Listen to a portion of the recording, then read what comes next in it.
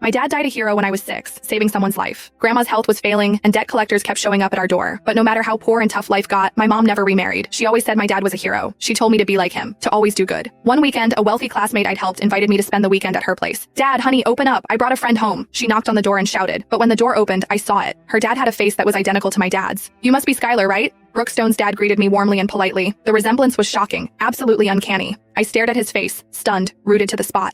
The familiar features, the slightly downturned corners of his mouth, and especially that triangular scar beneath his eye. Aside from a few more lines of age, he was almost identical to the man in the photos my mom always reminisced over. Even his English had a subtle hint of the regional accent I knew so well. "Sir, are you from the southern area?" I asked instinctively. "How did you know that?" He looked at me in surprise. "But I left over 20 years ago and haven't been back since." 20 years ago?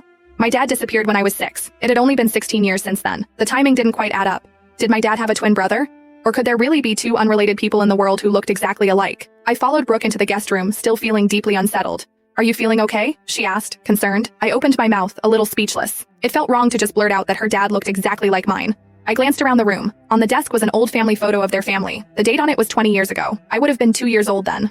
Brooke in the photo must have been just a baby. Besides that, there were their names. Arthur Stone was probably her dad. My dad's name was Arthur Grant. Only the first name was similar. "I'm fine. I just think your parents are both so good looking." "How did they meet?" I carefully chose my words. "My mom said that about 20 years ago, she was on a business trip and got robbed. My dad chased them away." Brooke seemed happy to tell her parents' love story, quite excited. They fell in love at first sight. After my mom's work was done, my dad followed her to New York City, Riverwood. I caught the keyword. I barely heard anything else after that. That was my hometown. If this was a coincidence, it was too much of one. "Do you know where your dad is from?" I eagerly interrupted her story. "I don't know that. I heard my grandparents passed away a long time ago, which is why my dad had nothing holding him back from leaving the southern area, and he never went back. My grandma passed away when I was 18. Could he really have no connection to my father?" My mind was a jumbled mess of thoughts. It was almost dinner time, so I decided to try a subtle test.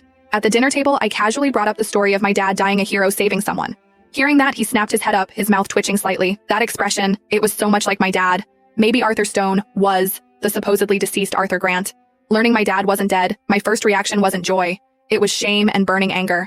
I wanted to grab him by the collar and demand answers. Why didn't he come home if he was alive? He disappeared underwater when I was 6, but Brooke was only 2 years younger than me. Even if he didn't care about my mom and me, what about Grandma? Did he not care about her at all? Recalling the beautiful face of the woman in that family photo and Brooke's casual mention of her maternal grandfather's prominent status, I ultimately swallowed the questions on the tip of my tongue. Whatever the answer, it would only be humiliating. "Sir?" I asked. "You must be very happy to have a daughter like Brooke, right?" I thought I heard him let out a subtle sigh of relief. "Happy? Yes, but raising her costs a fortune." He took my words, his voice betraying unconscious tenderness and indulgence. "I see you as a daughter too, Skylar. Tomorrow I'll take you two to the mall. Buy whatever you like. It's on me." A cold dread settled in my heart. I felt no joy from his words. Treat me like a daughter? I thought he was just guilty, trying to buy my silence. "No thank you. You should save that for Brooke instead," I emphasized.